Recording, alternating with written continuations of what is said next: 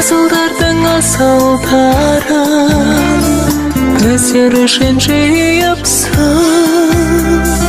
күйік шыңдар басындағы шаңырдан да биіксің. Ошалар мен сағарларға таңым болып атпасаң, аяуланам арман бар ма, ақ сүтіңді ақтасаң. Асыл анашым, өмірің боп жалғастым, өзің ғанасың, ең аяулым ардақтым. Төккен нұрың мәңгі өшпейді қанатын, көкте күнім жарығымсың жананам.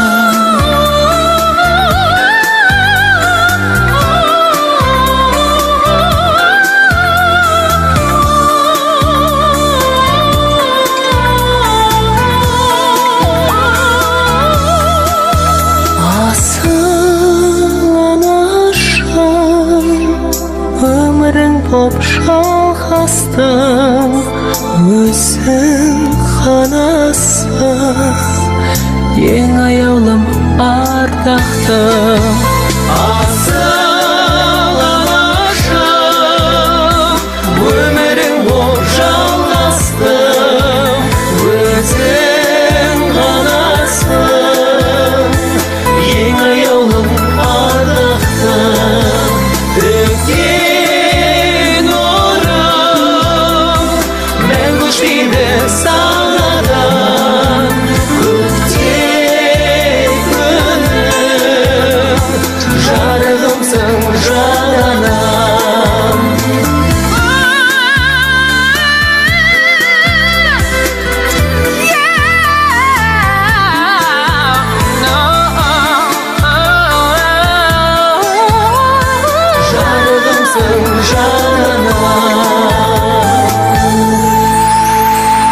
Мы утверждаем, что Димаш выберет невесту, похожую на его маму, потому что, во-первых, если рассмотреть жизнедеятельность Светланы Айтбаевой, то нужно сказать, что семья Димаша богата талантами, и сама Светлана прекрасная певица, успешно выступающая на сцене и любимая многими.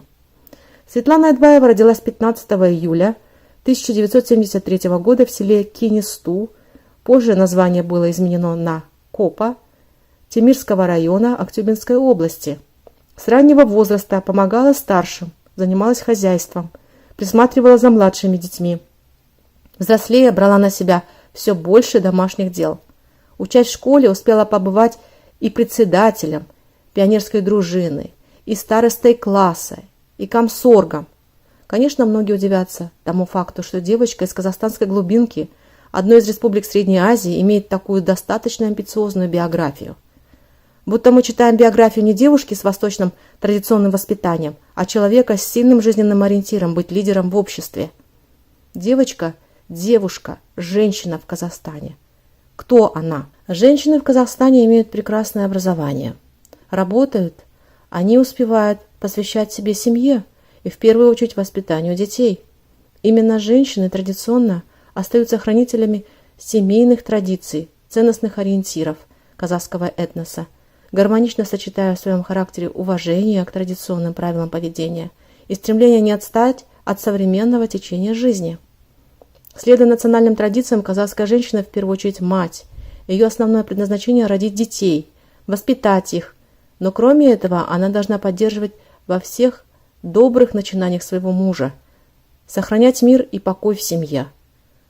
А что может быть более ценно, чем семья? Для казахского общества именно семья, род является ценностями первого порядка, своего рода микрокосмосом, залогом стабильности и благополучия. Казахская культура пропитана уважением к женщине, как к матери, жене, сестре, дочери. Скорее, правильнее было бы задать вопрос, а существует ли в казахской культуре обычай, унижающий достоинство женщины? Казашки занимали видное место, а порой превосходили мужчин в воинском деле. Казашки были умелыми наездницами и сражались на поле боя не хуже мужчин.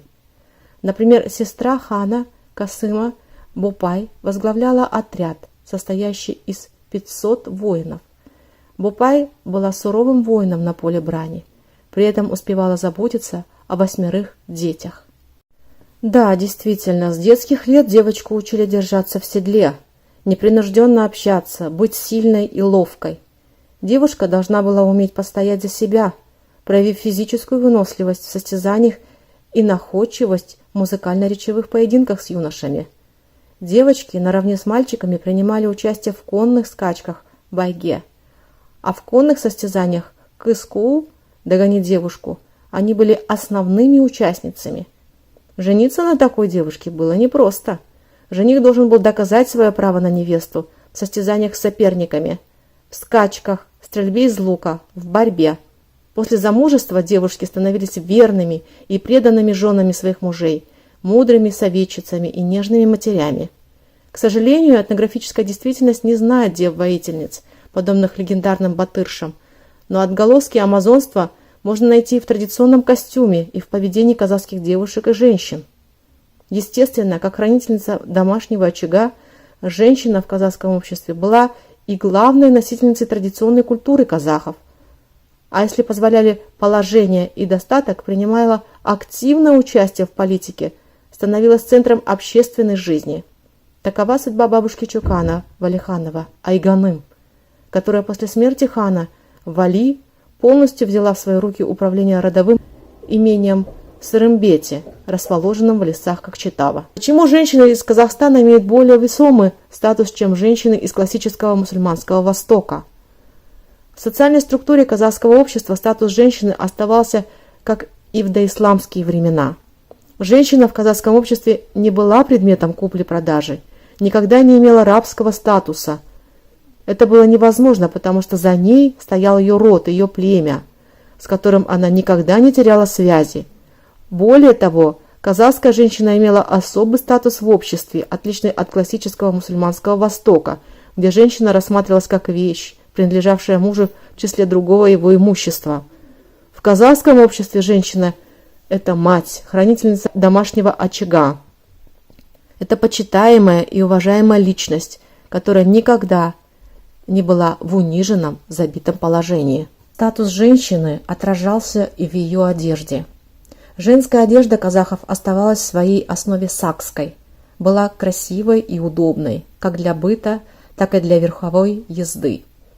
Никаких хиджабов женщины не одевали, не знали и не понимали, потому что это одежда арабских женщин, изобретение арабского этноса, составляющая часть его культуры, ментальности, традиций, а также соответствовала климату арабских стран.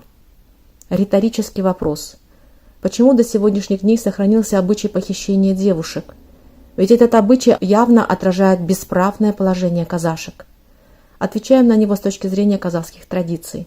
Конечно, вопрос сложный и неоднозначный. Казахские девушки всегда с нетерпением ждут своей свадьбы. Как и у других народов, у казахов существует вера в предопределенность судьбы человека. Считается, что брачный союз двух людей заранее предписывается судьбой, еще до момента их рождения. Безбрачие всегда осуждалось, считалось карой Бога за грехи. Но каждая девушка знает, что после свадьбы ей предстоит покинуть дом родителей и уехать иногда за многие десятки километров в новую семью. Никто не может предсказать, как будут относиться к молодой родители и родственники мужа. Придется ли она им по сердцу? Не будет ли она проливать горькие слезы, вспоминая родной дом, заботу и любовь своих родителей? Поэтому тема судьбы очень часто звучит в словах женщин, особенно тех, брак которых был заключен через обычай умыкания невест. Кыз алып кашу. Тема судьбы казахской женщины звучит и в песне великого композитора Карагымай Кенеса Досикеева, которого не стало с нами 9 июля 2020 года. Как раз о судьбе молодой девушки, которая рано уходит из жизни, чье предназначение по казахским канонам должно было быть в материнстве, в создании семьи. Это песня о грусти и печали, о несостоявшейся любви и женском счастье. Это печаль по дочери отца, который говорит: Эх, милая моя, вот так, оказывается, проходит эта жизнь. Если не любишь, жизнь бессмысленна.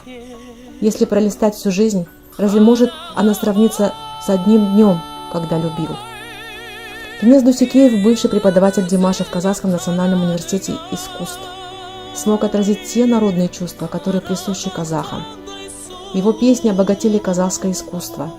Димаш и молодое поколение исполняют его песни на всех музыкальных площадках мира.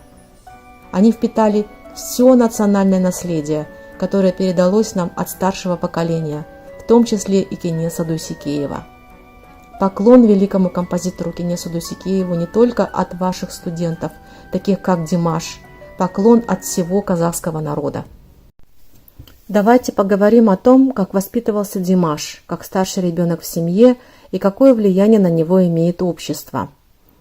В казахской семье наибольшая ответственность падает на первенца, потому что он старший и поэтому являлся примером для младших детей, открывая им путь в жизни, о чем казахи говорили. Из родника, из которого пил старший брат, будет пить и младший брат. Младший брат растет, одевая одежду после старшего брата, а младшая сестра – то, что осталось от старшей. И растут они, глядя на старших своих братьев и сестер. Димаш для создания своей семьи выберет девушку, похожую на его маму. Каких канонов он будет придерживаться при выборе невесты? Мы постараемся коротко ответить на этот вопрос. Первое. Димаш будет выбирать невесту, которая бы не являлась бы его родственницей, вплоть до 7-го колена, потому что казахи ведут здоровый образ жизни и не допускают смешения крови. Поэтому при выборе девушки смотрят на ее родословную до 7-го колена, отцов, дедов, прадедов и так далее, чтобы они не являлись родственниками жениху. Почему важно избегать родственных браков? Современные ученые говорят, что многие современные заболевания – слепота, умственная отсталость, проблемы с сердцем, костной структурой, сосудами – передаются из поколения в поколение генетическим путем.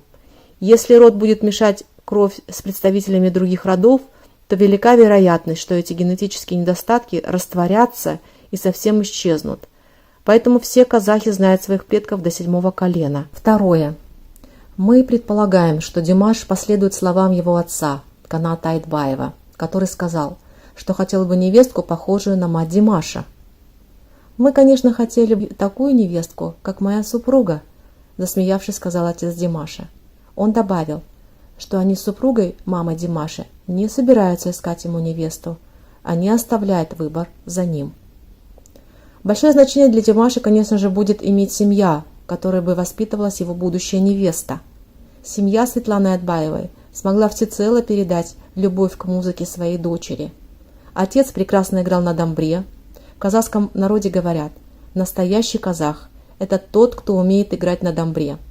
Казахи имеют большую способность народа к творчеству, широкую вовлеченность в сферу музицирования. В народе говорят, Бог вложил в душу каждого казаха частицу кюя с момента его рождения. Отец Светланы прекрасно музицировал не только на домбре, но и на баяне, гитаре. Также он хорошо пел. Светлана тоже любила петь и уже в школьные годы участвовала в самодеятельности. Неудивительно, что продолжить учебу она решила в Актобе, на музыкальном факультете регионального университета. Во время учебы Светлана встретила Каната, который был участником в первой в Казахстане инструментальной группы, имеющей в своем арсенале электронные инструменты. Светлану Айтбаеву пригласили петь в этом ансамбле, который назывался «Жибек». Окончив институт, Светлана Айтбаева работала по специальности в областной филармонии, участвовала в творческих конкурсах. Со временем она начала все активнее участвовать в общественной жизни, а в 2007 году стала заслуженным деятелем Казахстана. Мы предполагаем, что Димашу будет по душе та девушка, которая, как и его мама Светлана Айтбаева, будет бережно хранить национальные семейные традиции, которые соблюдались в доме ее родителей, потому что семья Димаша считает, что сколько бы лет ни прошло и как бы ни менялся мир вокруг нас, уважение к старшим, забота о младших, любовь к людям остаются вечными ценностями. Воспитала Димаша истинным гражданином своей родины, человеком с прекрасными качествами, добропорядочностью, любовью к своему народу, уважением и почитанием старших, заботах о младших. Димаш по-настоящему талантливый, воспитанный, духовный, честный, сердечный человек, несмотря на свою мировую известность. Димаш искренне переживает за благополучие людей, и не только словами, но и оказывая реальную помощь реальным людям. При этом не афишируя все это. Здоровья Димашу и всем близким и родным Димаша. Мы думаем, Димаш вобрал от своей мамы все самые прекрасные качества, дарованные ей природой. В будущем он выберет себе невесту, похожую на свою маму. А как же иначе? Ведь его мама – это воистину самый светлый, самый добрый человек, которого знает теперь весь мир, на который теперь равняются многие молодые девушки.